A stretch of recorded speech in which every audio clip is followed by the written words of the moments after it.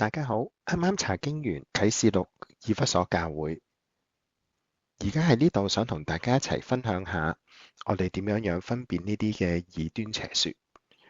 有陣時我哋會遇到一啲嘅異端啦，咁佢哋所講嘅嘢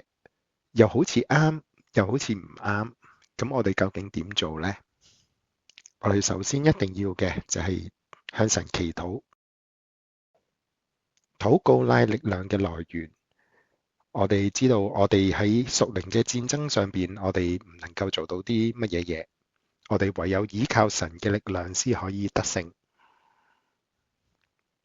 所以我哋要不時嘅為到我哋自己祈禱，我哋求神賜呢個力量俾我哋，亦都賜聰明智慧俾我哋，等我哋識得明白嚟到去分辨呢啲嘅異端邪說。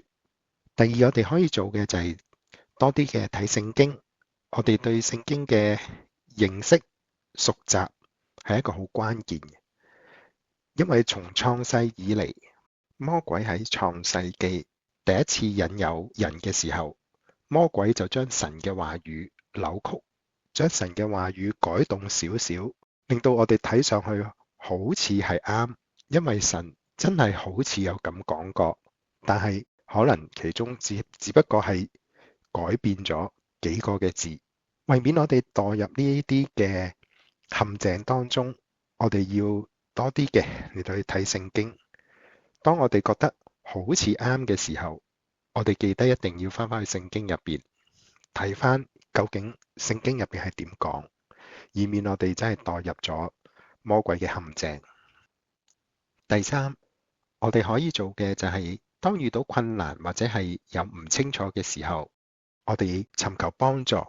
我哋去揾牧者，去揾長執，或者係甚至乎身邊信得過嘅弟兄姊妹，我哋一齊分享，我哋研究。喺唔同嘅幫助底下，我哋先可以對神嘅話語、對神嘅旨意有更加多嘅明白。希望呢一啲嘅建議都能夠幫助大家，都希望大家真係有困難、有唔明白嘅時候，我哋可以一齊嚟到去討論，一齊嚟到分享。多謝大家。如果你對於分辨異端有咩嘅睇法，或者你遇到有啲咩困難，好歡迎你喺下邊嚟到 comment 嚟到分享。